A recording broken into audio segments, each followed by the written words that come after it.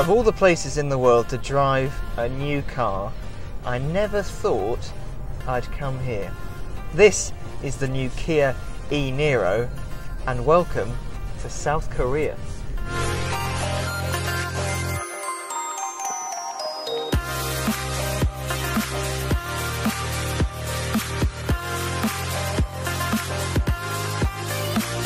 Now, of course, if you enjoy watching the videos that we make, then make sure you subscribe and click the little bell icon so you get notifications when we upload a new video. And like this video, comment on it, share it with other people, and visit newmotoring.com. And yes, this really is South Korea. We are a couple of miles away from the demilitarized zone with North Korea, which is the border with North Korea, which is ironic, really. It's ironically named because it's demilitarized, but it's one of the most heavily armoured areas in the entire world. We've seen things on this trip I never thought I would see, like bridges that are designed not to move things or for things to drive over the top of roads or rivers. They are there purely to be detonated in case of invasion, so they block the road underneath. And in the last few minutes we have seen pillboxes in the hills above us, and I accidentally just pulled into a military base. That was not an ideal thing to do. Oh, oh God! No, let's not go down here. Let's not go down here. Let's get the f out of here. Excuse my language. Note to self, don't accidentally turn into a military base with mines and barbed wire. Normal service can now resume.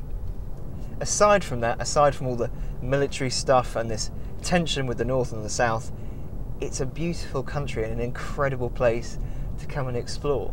But why come all this way to drive the e-Niro? Why come all the way to Korea? Well, for Kia, it does just make sense. Kia is a Korean company. It'd be like driving a Corvette in America or a Morgan in England. It just makes sense. So what do you need to know about the e-Niro? Well, it's the fully electric version of the Niro crossover, the hybrid that we've had since 2016, and there was a plug-in hybrid that was launched in 2017. The thing about the Niro is that it was designed to be a hybrid and a fully electric vehicle right from the beginning. It wasn't a normal crossover or SUV with a petrol or diesel engine that then had the electric gubbins shoved in. Normally you'd find a 1.6 litre petrol engine under the bonnet, as well as a 32 kilowatt electric motor, and then power goes to the front wheels via a 6-speed double clutch gearbox. So in total you've got 139 brake horsepower and 196 pounds-feet of torque. The e-Niro, by comparison, is a bit of a beast. It's got a 150 kilowatt electric motor and a 64 kilowatt hour battery pack. So in total, you have 201 brake horsepower and 292 pounds-feet of torque. That is quite a bit more than the standard hybrid version. Now, considering the fact that the standard Niro does 0 to 62 miles an hour in 11.5 seconds, the e-Niro manages 0 to 62 miles an hour in 7.5 seconds and will go on to a top speed of 104 miles an hour. And it'll do about 301 miles on a single charge.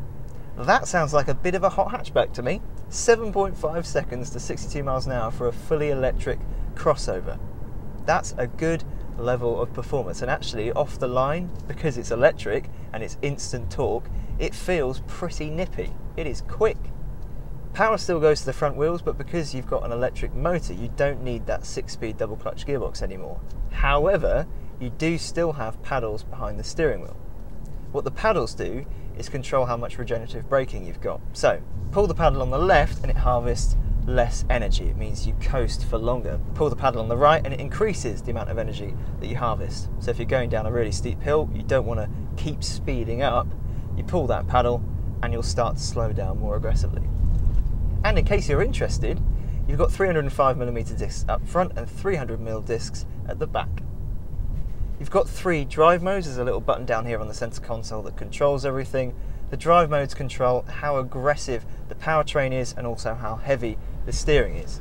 So in Eco, the steering is at its most relaxed, and also the throttle response is backed off massively, and actually it reduces the amount of torque that goes to the front wheels.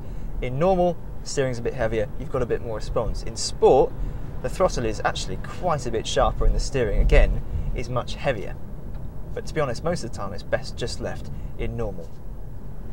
Now with the standard Niro, you get 3 different trims. You get level 2, level 3 and level 4, and so the weight fluctuates between 1490 kilos and 1594 kilos. With the e-Niro though, you only get the level 3 trim. You get the mid-spec trim, but actually it's quite well spec, so it doesn't really matter.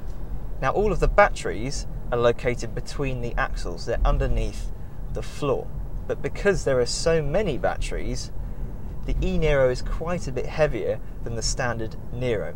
The Niro's weight fluctuates, as I said, depending on the trim, but the e-Niro weighs about 300 kilos more than the standard Niro. That's what Kia's engineers told me earlier. 300 kilos, that is a significant increase in weight, which feels surprising in a way because when you accelerate, it's quite potent, so it doesn't feel like a particularly heavy car. But when you do drive it a little bit quicker, you start to put a bit more energy into the car. I'll use that phrase because that's not cheesy at all.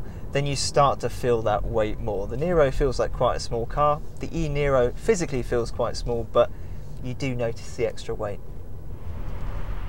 And of course, in terms of design, there have been a few tweaks here and there, but it's still recognisable Niro. The front grille is different. On the Niro it's black, on this it's body coloured. The front bumper is different, the back bumper is different. The wheels are slightly different. And inside as well, it all looks quite familiar, but rather than a gear selector for the automatic gearbox, what you've actually got is a little dial. And the instrument cluster has changed as well. But for the most part, it feels very familiar Niro.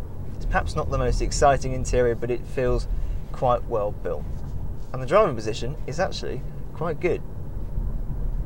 Now the e-Niro goes on sale on the 1st of April 2019 in the UK. That is not an April Fool's joke, it just happens to go on sale on the 1st of April. And it'll be priced from £32,995. That's with a £3,500 grant from the government. Now I haven't had as much time to drive this car as perhaps I would have liked. There are more things I would like to get to know, like the range. 301 miles in a car like this is very good, but I want to know if it can actually do that, because the last time I drove a fully electric Kia, the Soul EV, it couldn't do its claimed mileage, and that was because, well, when it got cold, the mileage dropped off. Whereas this has a system that heats up the battery to help avoid something like that. So I want to know if that stuff really does work. But when we do drive it in the UK, then I'll be able to give a proper verdict, shall we say. This has just been a flavour, a chance to get to know the car before it comes to the UK.